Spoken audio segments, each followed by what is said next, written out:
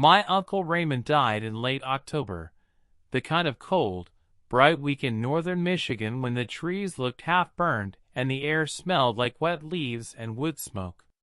He was 68, a retired welder with a bad back, bad lungs, and a reputation in our family for being the difficult one.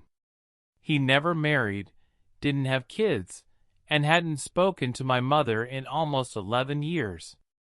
When the lawyer called to tell me he'd left me his cabin, I honestly thought they had the wrong person.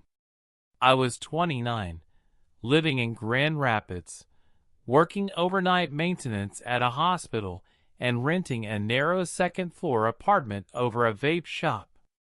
I'd seen Uncle Ray maybe 4 times in the last decade.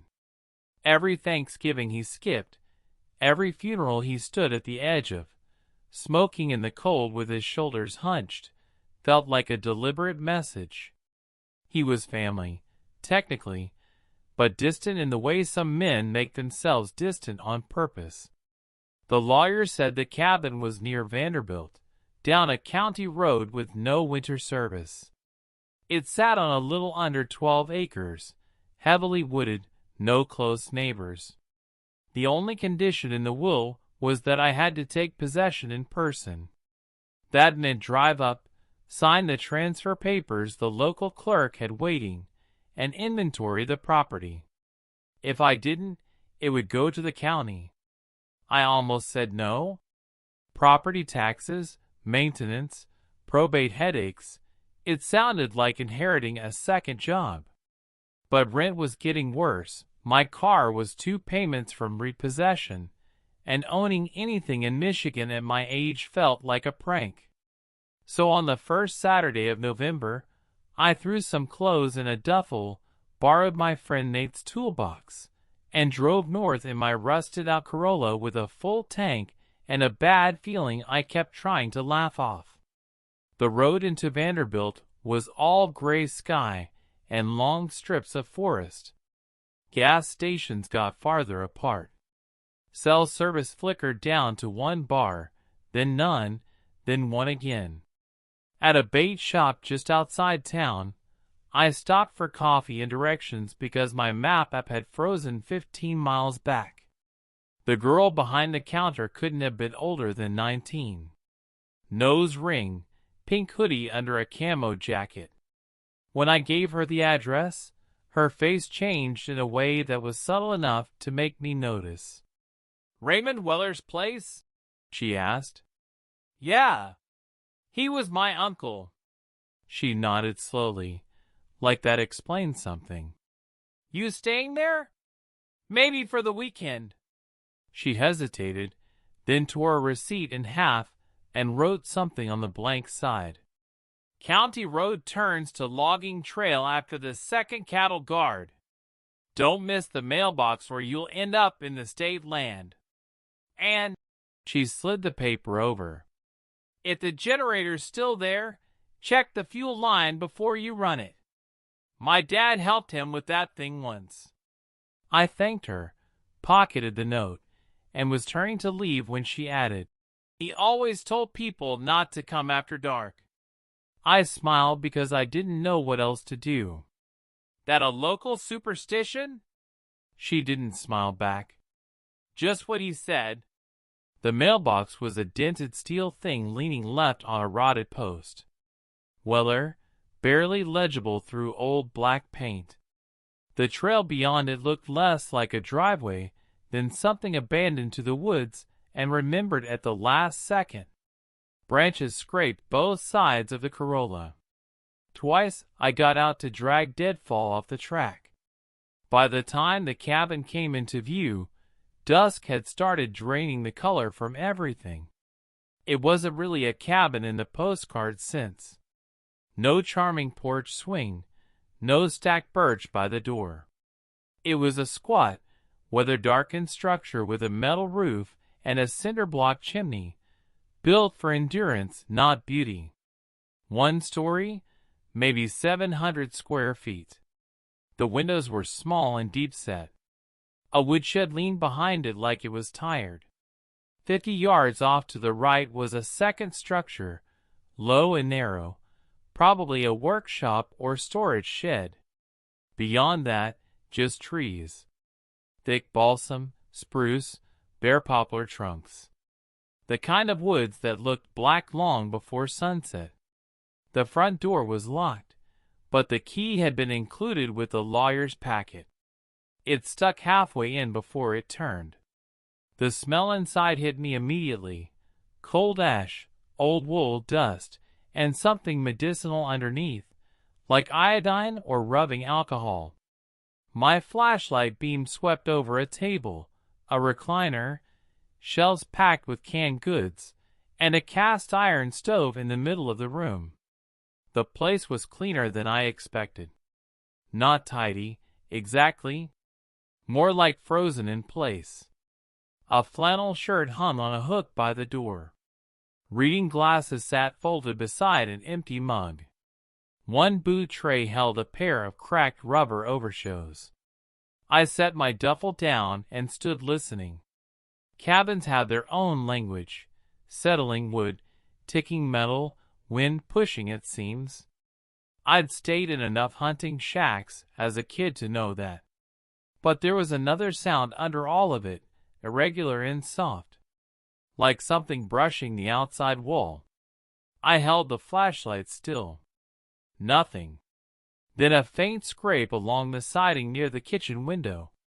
A branch, I told myself. Just a branch in the wind. But when I looked out, there were no branches near enough to touch the house. I checked the rooms fast after that. Tiny bedroom. Tiny bathroom. A second back room with a cot and a filing cabinet.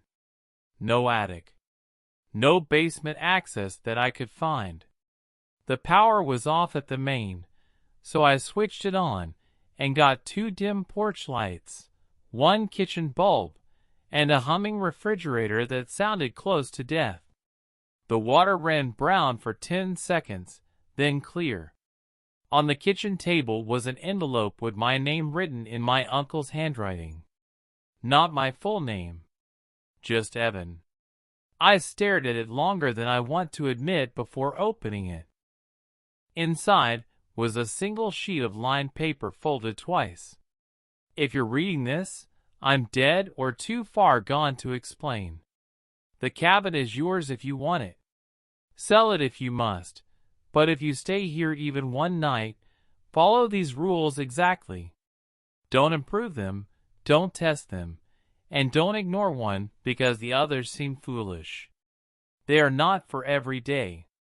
They are for when it starts. You will know when it starts. Below that was a numbered list. I read it once, then again more slowly. 1. Keep the front porch light on all night, every night, whether you are here or not. Change the bulb before sunset if it burns out. 2. Do not go to the shed after dark. If you need something from it, wait until morning. 3. If you hear knocking at the back door, do not answer it. I never used the back door, and neither should you. 4. If someone calls your name from the trees, go inside immediately and lock every door. Do not call back. 5. Never leave food, wrappers, or beer cans outside. Burn trash or take it with you. 6. If you find the dog dish on the porch, fill it with water before nightfall, even if there is no dog. 7. Do not stay outside between 2:10 a.m. and 3:03 a.m. for any reason. 8. If the generator shuts off during the night, do not restart it until daylight. 9. If you see someone standing near the tree line, do not use a flashlight on them. Go inside. 10. In winter, keep the snow clear from the front step every evening. If there are tracks there in the morning, do not follow them. At the bottom he'd written one more line. You will think this is about animals, trespassers, or my mind going bad. I did too at first. No love, Uncle Ray. No explanation. Just that. I laughed once, short, ugly, nervous. It sounded wrong in the empty cabin. My uncle had always been odd. Reclusive men make rituals out of practical things. Maybe he had bears nosing around. Maybe local kids messed with him. Maybe toward the end he'd gotten paranoid, and everyone had humored him because he was old and alone. That's what I told myself. Then I noticed the dog dish. It was sitting just outside the front door, metal, dented, empty except for a film of dead leaves plastered to the bottom. I was still holding the note in one hand. I don't remember deciding to pick up the dish. I just remember finding a gallon jug of water in the pantry and carrying it to the porch as the last light drained out of the trees. The woods were almost black now, but not fully. That in-between time. Shapes without detail. The kind of dimness that made distance hard to judge. I filled the dish to the rim. And from somewhere beyond the shed, not close but not far either, I heard a man cough. Not a deer blowing. Not a fox bark. A real human cough. Wet, chesty, tired. I turned so fast water sloshed over my hand.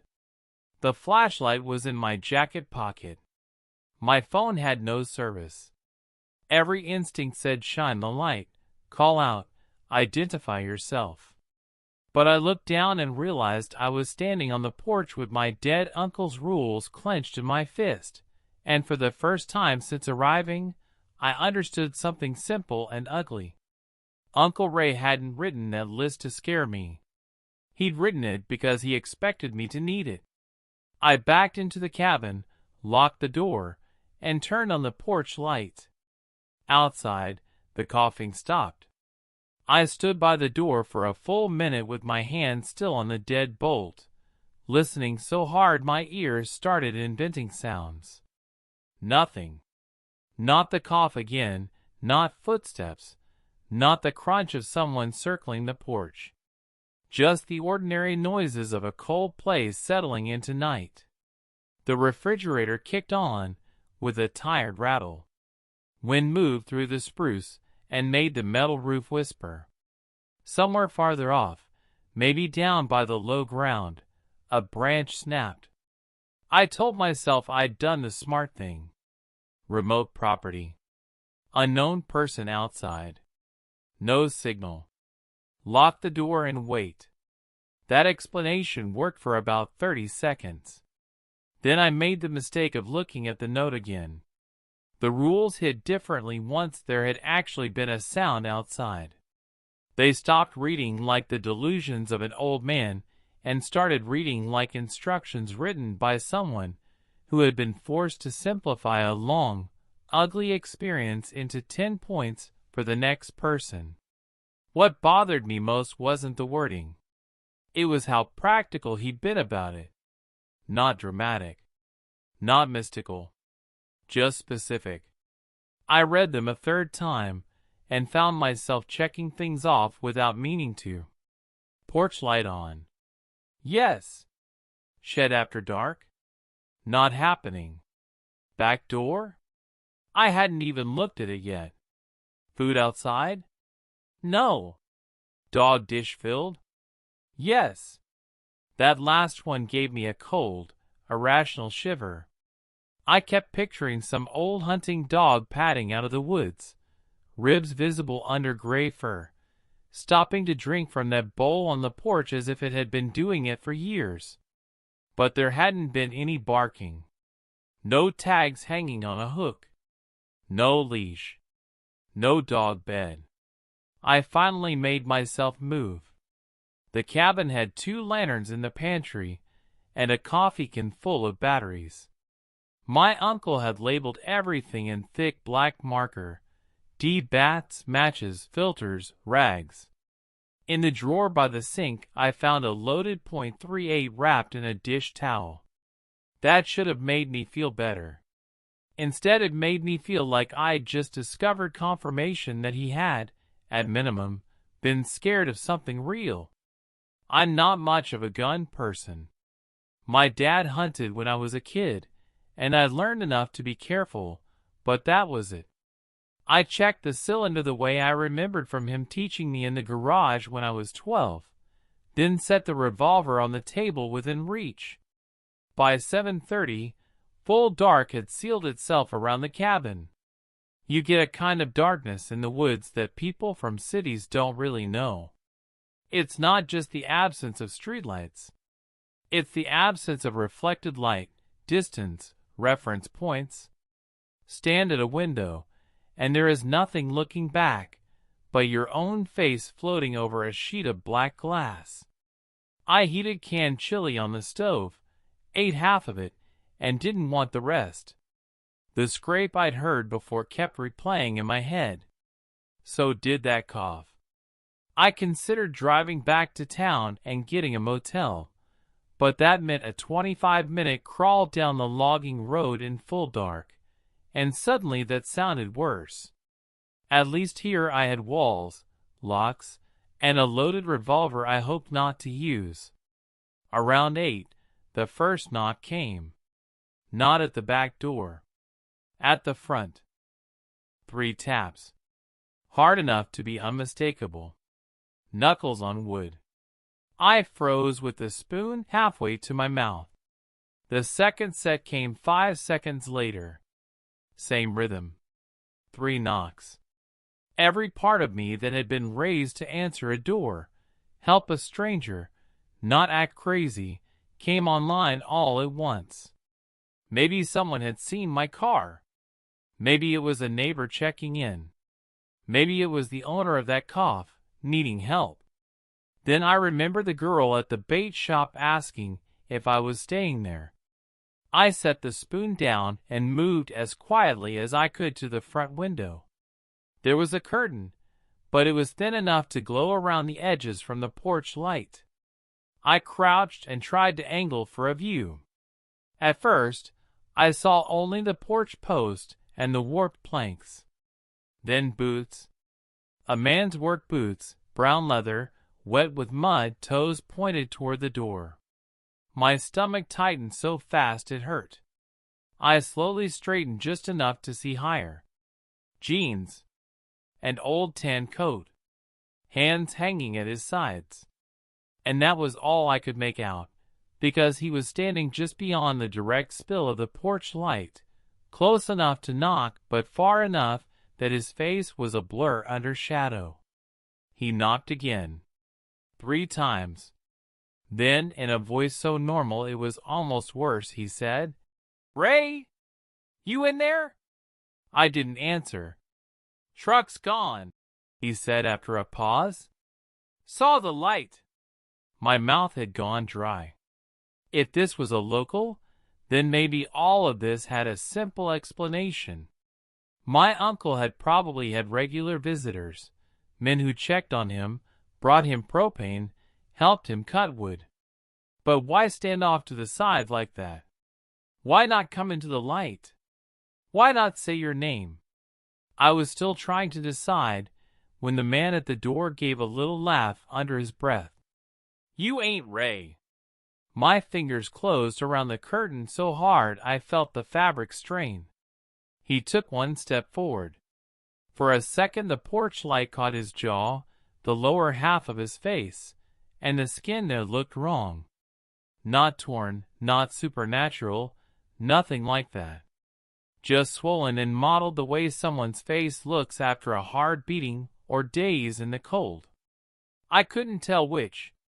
Then he turned his head slightly toward the window. Not enough to see me. Enough to let me know he knew someone was there. "You alone?" he asked.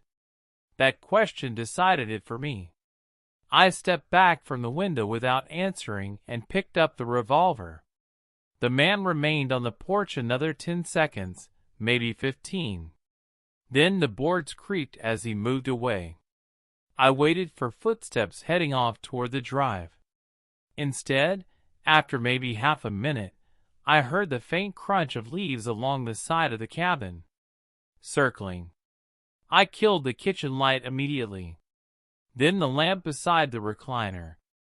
The porch light stayed on, bright and exposed, but at least now he couldn't watch me move. The footsteps stopped under the front window. Then came a soft drag along the siding. Nails, maybe, or the edge of a boot. He moved on. By the time I heard him near the back of the cabin, I was standing in the middle of the room with a revolver pointed at nothing, pulse hammering in my throat. I remembered Rule 3 then.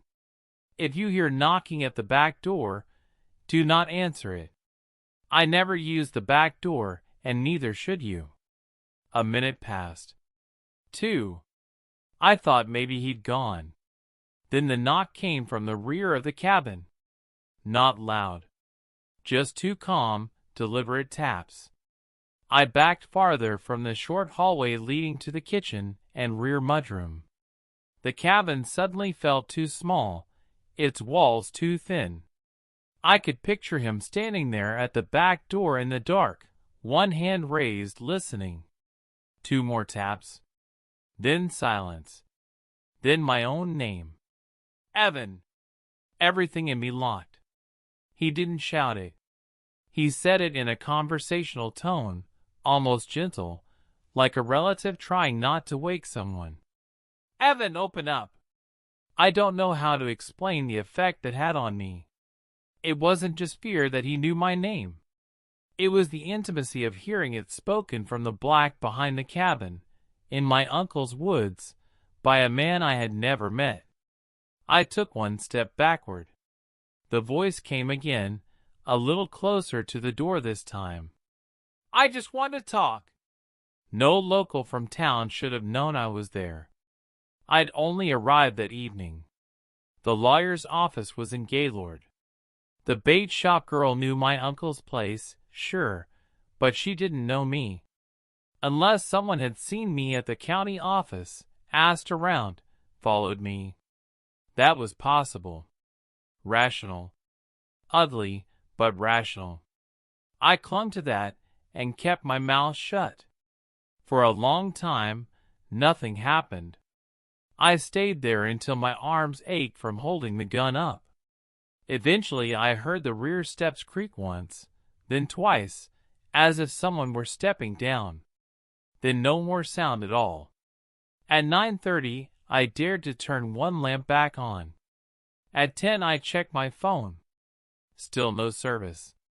At 10:15, I found a yellow legal pad in the desk drawer and started writing down everything that had happened, almost out of panic that if I didn't, I'd later convince myself it had gone differently. The cough. The knocks. The voice. My name. I wrote the time beside each one. At 10:50 I heard movement on the porch again. Not knocking this time. A slow clink of metal. I went to the window and looked from the side, keeping as much of myself hidden as I could. The dog dish was gone from where I had left it beside the door.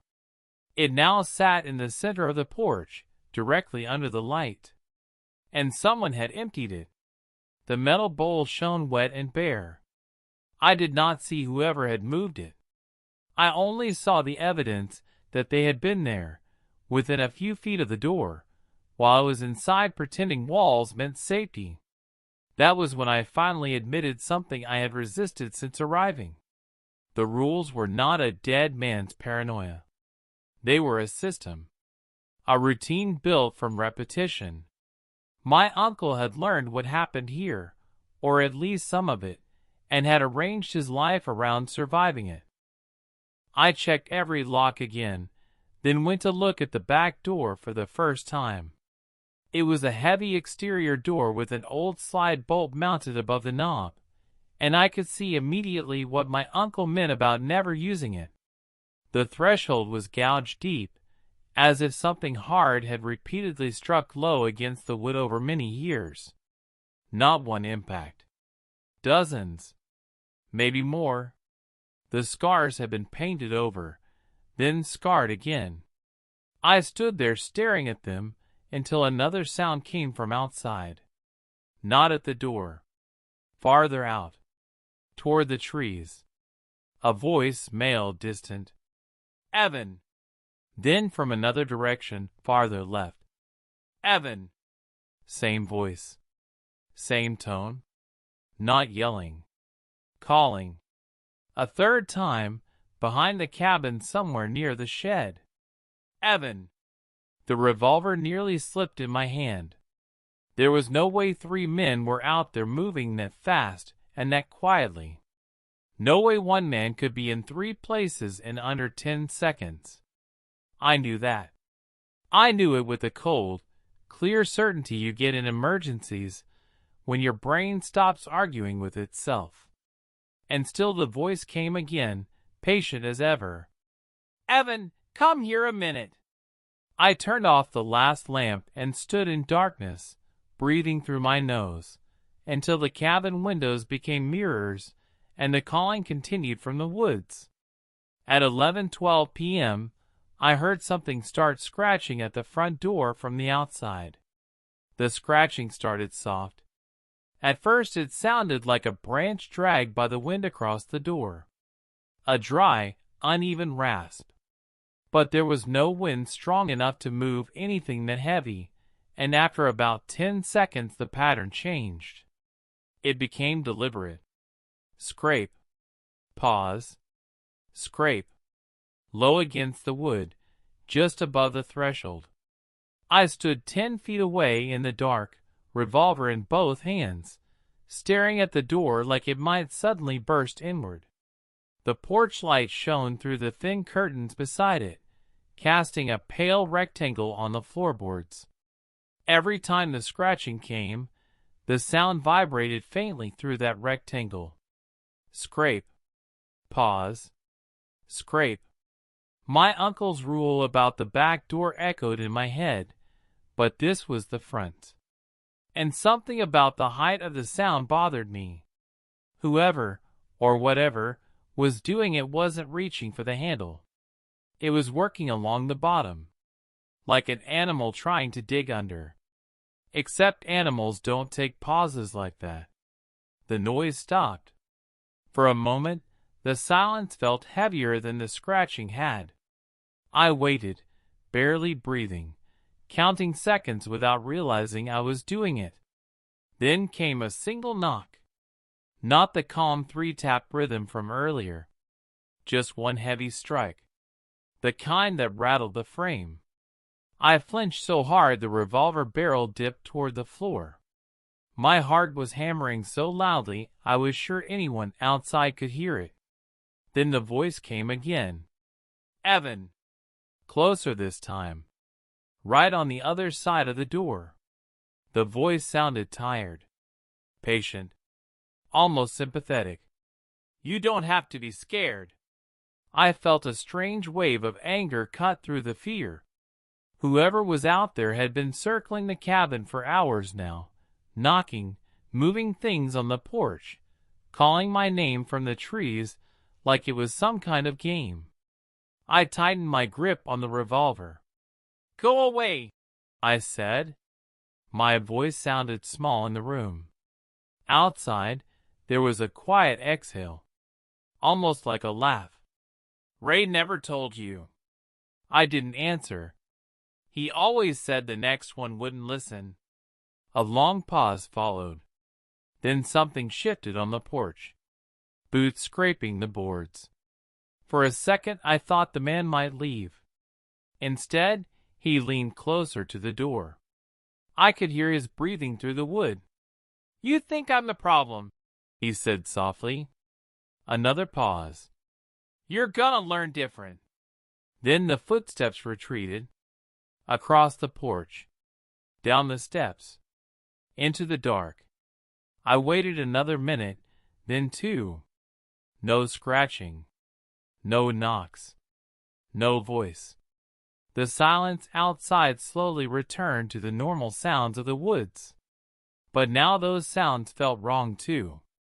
Because every snap of a twig made me imagine someone standing just outside the reach of the porch light. Watching. I didn't sleep. Not even close. I sat in the recliner with the revolver across my lap and the legal pad on the table beside me, writing down every noise I heard and the time it happened. 12:04 a.m. Footsteps near shed. 12:17 a.m. Something brushing alongside wall. 12:42 a.m. Distant voice, unclear words. The voices from the woods never stopped entirely. They just came in bursts. Sometimes they were far away. Sometimes they were close enough that I could tell it was the same voice from the porch. Always my name. Always the same calm tone. Around 1:30, I realized something that made the hair on my neck stand up. The voice was never inside the porch light. It stayed just beyond it. Every single time. Like it knew the exact boundary. Like it refused to cross it. That realization dragged my attention back to rule number 1. Keep the front porch light on all night, every night. I suddenly understood why. At 1:58 a.m., the generator outside the cabin coughed once. Then again. I hadn't even realized the place was running on it until that moment. The lights flickered. My stomach dropped as rule number 8 surfaced in my mind. If the generator shuts off during the night, do not restart it until daylight. The generator sputtered again, then died. The cabin fell into darkness. Absolute darkness. The porch light vanished instantly, and the blackness outside the windows swallowed the house whole. I jumped up and grabbed the lantern from the table, fumbling with the switch until it flared to life. The yellow glow filled the room weakly, throwing long shadows against the walls. But the porch outside stayed pitch black. For the first time all night, the woods were completely hidden. And that's when the voices stopped. Every single one. The silence that followed was so sudden it made my ears ring. I stood there holding the lantern, realizing something horrible. The light was gone. The one thing my uncle had insisted stay on. And I couldn't fix it. Because the rule said not to. A minute passed. 2 minutes. 3. Then, slowly, something stepped onto the porch. I couldn't see it through the window, but I heard the boards creak. One step. Then another. It stopped directly outside the front door. And for a long time, nothing happened. No scratching. No knocking. Just breathing. Heavy. Slow. Right on the other side of the door. Then the voice came again.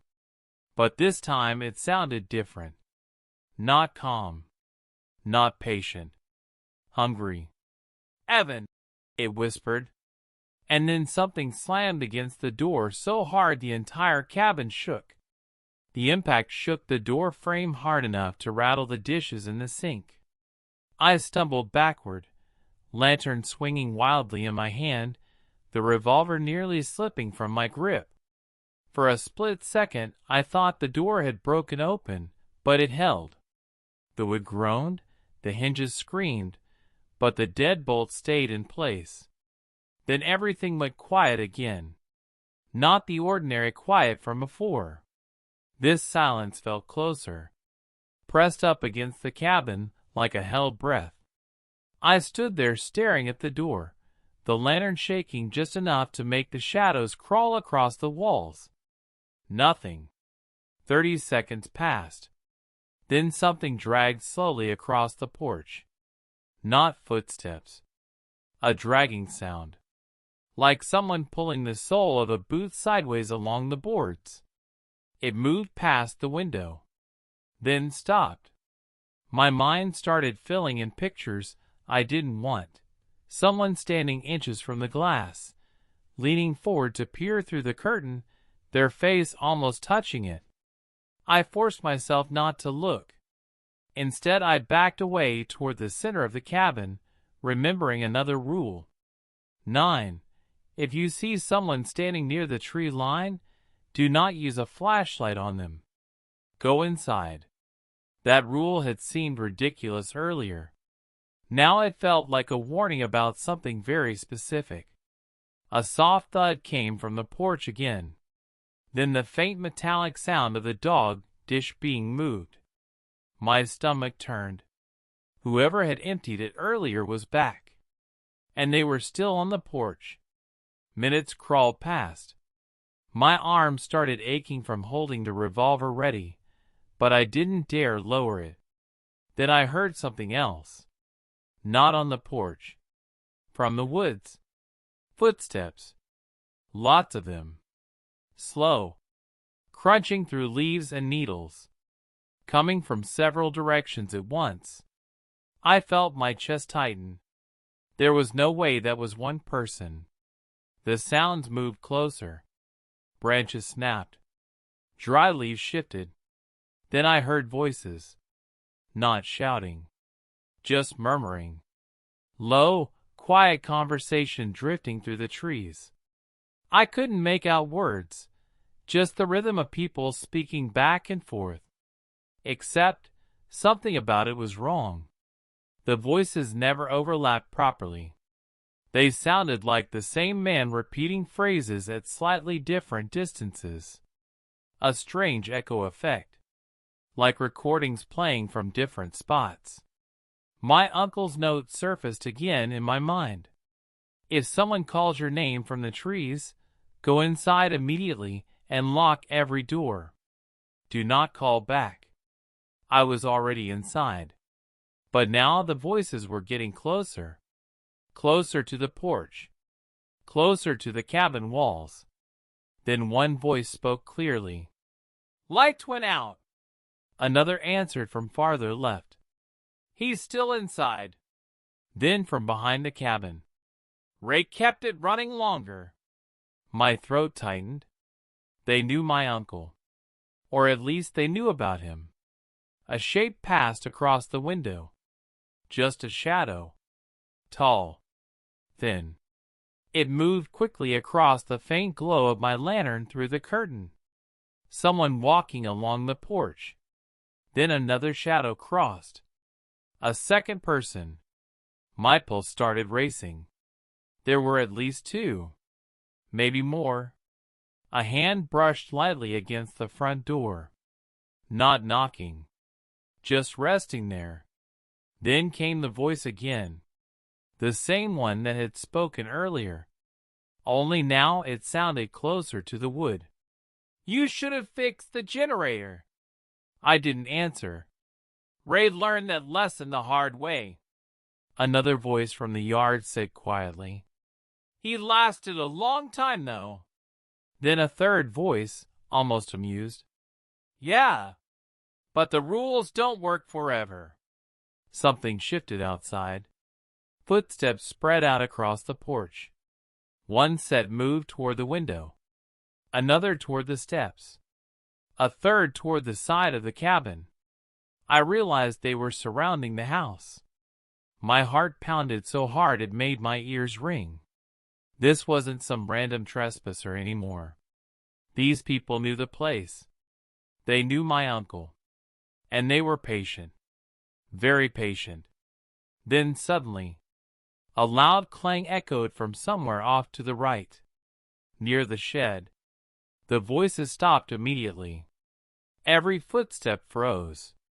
For a few seconds nothing moved. Then one of them whispered sharply. Did you hear that? Another answered from farther away. Yeah. The voice near the door muttered something I couldn't catch. Then the footsteps started moving again, but not toward the cabin. Away from it. Fast. Branches snapped in the darkness. Leaves rustled. Within seconds, the wood swallowed them completely. Silence returned. Real silence this time. I stood there stunned, listening to their retreat fade deeper into the forest. Whatever had made that noise near the shed had scared them. And badly. I waited 5 full minutes before moving. Slowly, Carefully, I stepped toward the window and lifted the curtain just enough to peek out. The porch was empty. The dog dish sat where it had been moved earlier, shining faintly in the lantern glow from inside. Beyond the porch, the trees were thick black walls. No movement. No voices. Nothing. Then I heard it. From the direction of the shed. A low, hollow sound. Like a door slowly creaking open. I froze. The shed had been dark all night. I hadn't gone near it. And suddenly, I remembered rule number 2. Do not go to the shed after dark. The sound came again. Wood scraping softly. Then a faint metallic rattle. Like tools shifting inside. My stomach dropped. Because I realized something horrible. The people outside hadn't been afraid of me. They had been afraid of whatever was in that shed. And now it sounded like it had just come out. A slow set of footsteps moved through the leaves toward the cabin. Not hurried. Not stealthy. Just steady. Deliberate. They reached the edge of the porch. Stopped. Then a heavy weight settled onto the bottom step. The boards creaked deeply under the pressure. And a voice I had never heard before spoke quietly from the darkness. "Ray!" A long pause followed. Then the voice added, "You finally leave the light off?" The voice on the porch didn't sound like the others. The men from the woods had sounded sly, almost playful in a cruel way. They talked like people who had done this before, who understood the situation and enjoyed watching someone else slowly figure it out. But the voice on the step now sounded tired. Older. Not threatening. Just deeply worn down. I stood frozen in the center of the cabin, lantern shaking in my hand, trying to decide if I had finally lost my mind. The man outside shifted his weight on the step. The boards creaked again under him. "You're not Ray," he said after a moment. His tone wasn't surprised. Just certain. "Ray's gone, isn't he?" I didn't answer. A long breath drifted through the gap under the door, as if he'd been expecting that. "Figures," he muttered quietly. I edged closer to the door without making a sound. The revolver felt heavy and useless in my hand. "You the nephew?" he asked. My stomach tightened. He knew. "You got his place now." Still I said nothing. Another long pause passed. Then the man spoke again, quieter this time. "You didn't start the generator back up." That made my skin crawl. Because it meant he knew the rules too. And that meant he'd been here before. "Ray always kept it running," he said. "Most nights anyway." The porch boards creaked as he leaned forward slightly, closer to the door. "You hear them tonight?" I swallowed hard. "You heard them calling." My silence stretched long enough that he let out a dry, humorless chuckle. "Yeah," he said. "You heard them." The lantern light flickered slightly in my grip. My pulse was pounding so hard I could feel it behind my eyes. Finally, before I could stop myself, I spoke. "Who are they?" The words came out hoarse. Outside, the man shifted again. "People," he said. That answer didn't help at all. "What people?" I asked. Another pause. "People who figured out Ray lived alone out here." The explanation came slowly, like someone laying bricks one at a time. "First couple times they came through looking for scrap, tools, maybe a generator. Thought he'd be an easy target." I felt a cold pressure building in my chest. But Ray wasn't easy. The man laughed quietly again.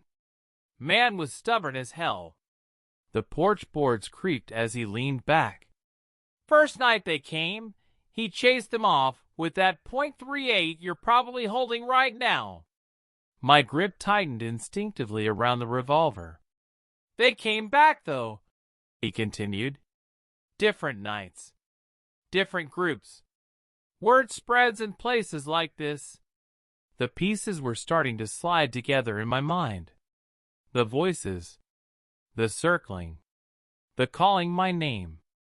Ray figured out something after a while, the man said. What? I asked. He figured out fear works both ways. The silence that followed hung heavy between us. You ever wonder why they stayed in the trees tonight? The man asked quietly. I thought about the porch light. The way the voices never crossed into it. They think something lives here, he said. I blinked. What? They think something's in the woods around Ray's place. Something he feeds. Something that comes out when the lights go off. My pulse slowed slightly as the realization hit. They're scared of a story, I said. Exactly. The man sounded almost pleased. Ray started it years ago. I felt my shoulders loosen slightly for the first time all night. So the rules are mostly about keeping the illusion alive, he finished. The relief that flooded through me felt so strong it was almost dizzying. All night I'd been imagining something impossible lurking in the woods. But the truth was simpler. My uncle had turned his isolation into a weapon. Lights on all night. Never answering the back door. Strange routines. Dog dish on the porch. Tracks in the snow. All of it designed to make trespassers believe something unnatural lived here. And it had worked. They test the place sometimes, the man continued. Like tonight. See if the story's still true. I looked down at the lantern in my hand, and then toward the dead generator outside. So what happens when the light goes out? I asked. The man didn't answer right away. The silence stretched longer than I liked. Finally he spoke. Then they come closer. A chill ran through me again. They're not scared forever, he said. Just careful. I heard movement in the woods again. Faint, distant voices. The same ones from earlier. They're still out there? I whispered. Yeah. The man on the porch stood slowly. His boots creaked against the wood. They'll be watching tonight. Watching for what? To see if the light comes back. My stomach sank. And if it doesn't? The man stepped down off the porch. The boards groaned under his weight. Then he spoke one last time from the darkness. Then they'll figure out the story's over. I hurried to the window and lifted the curtain just enough to see. A tall shape was already walking away from the porch toward the trees. For a second the lantern light caught the back of his coat. Then he disappeared into the woods. And the moment he did, voices started again, closer than before, circling the cabin slowly, waiting, testing, because the porch light was still off. And suddenly I realized something terrifying. The man who had just left the porch. He never once asked to come inside. He never asked for help. He never asked for the door to be opened. Which meant one of two things was true. Either he had been telling the truth, or he had just walked away to join the others in the trees. The voices in the woods kept moving. Slow, careful, patient. Sometimes they were close enough that I could hear leaves crunch under boots. Sometimes they drifted farther back, murmuring to each other in low tones that blended with the wind through the spruce. But they never fully left. They were waiting, watching the cabin, watching the dark porch where the light used to be. I sat in the recliner with the revolver resting across my knees and the lantern on the table beside me. The yellow glow barely filled half the room. Beyond that, the corners of the cabin dissolved into shadow. My uncle's rules lay on the table. I read them again for the first time since the man on the porch had explained the story. Most of them made sense now. The porch light. The back door. Never shining a flashlight into the trees. My uncle had been protecting a myth. Feeding it. Maintaining it like a fence around his life. And for years, it had worked. Until tonight. Until the generator died. Until the light went out. Another voice came from the woods. Still dark. A second one answered from somewhere near the shed. He hasn't fixed it. My stomach twisted. They were getting braver. Closer. I checked my phone again out of habit. Still no signal. The clock on the stove read 2:04 a.m. And that's when another rule came back to me. 7. Do not stay outside between 2:10 a.m. and 3:03 a.m. for any reason. At first it had seemed random. Now it didn't. Because if the porch light stayed out much longer, someone out there was going to test the door again. I stood up. The generator was about 40 feet from the cabin, tucked beside the woodshed under a small metal lean-to. Fixing it would take 2 minutes. Maybe less. Fuel line. Restart switch. But to do that I'd have to step outside. Into the dark. Into the trees where those men were watching. I looked down at the rules again. My uncle had written them for a reason. And he had lived out here for 30 years.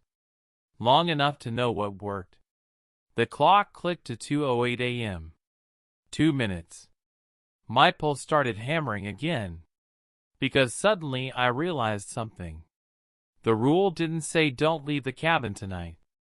It said, do not stay outside between 2:10 and 3:03.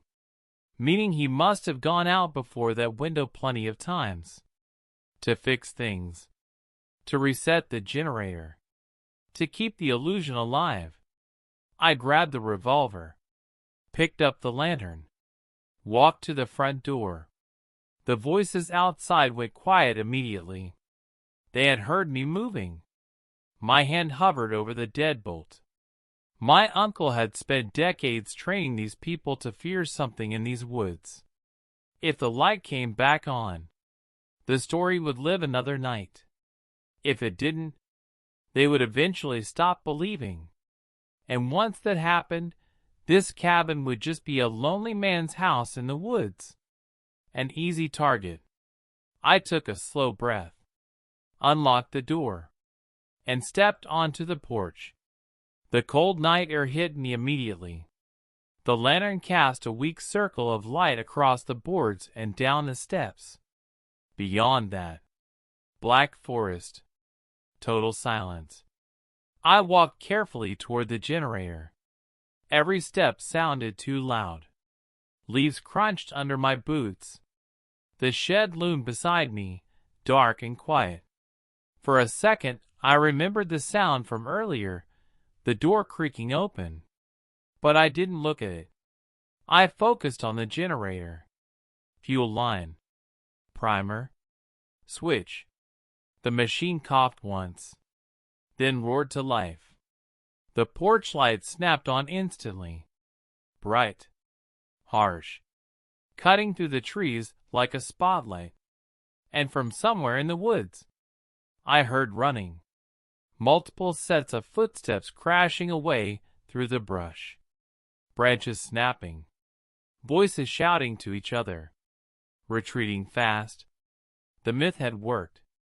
I stood there breathing hard as the generator hummed steadily beside me. The porch light burned bright against the cabin, and the woods slowly fell quiet again. I waited another minute before walking back to the porch. The dog dish sat in the center of the boards where someone had moved it earlier. Except now, it wasn't empty. Water filled it almost to the rim. Fresh, rippling slightly. I stared at it, because I knew I hadn't filled it again, and the generator had been off, which meant someone else had come onto the porch. While I was inside, while the light was out, I slowly turned toward the tree line. The forest looked empty, still, silent. But as I stood there listening, I heard a faint sound somewhere deeper in the woods. Not voices, not footsteps. Something else. A low metal clang, like a shed door swinging slowly shut. I didn't investigate. I locked the cabin door, kept the porch light burning, and sat awake until sunrise. I still own the cabin. I go up there a few times every year, always during the day. I keep the generator maintained. I keep the porch light working, and every evening before dark, I fill the dog dish. I still don't know who filled it that night. Maybe one of the men testing the place. Maybe someone trying to keep the story alive. Or maybe something else entirely. All I know is this. In the 20 months since I inherited the cabin, no one has ever tried the door again. But sometimes, late at night when I'm inside with the lights on, I hear footsteps moving slowly around the shed. And every once in a while, I hear someone cough in the woods. The same wet, tired cough I heard the first night I arrived.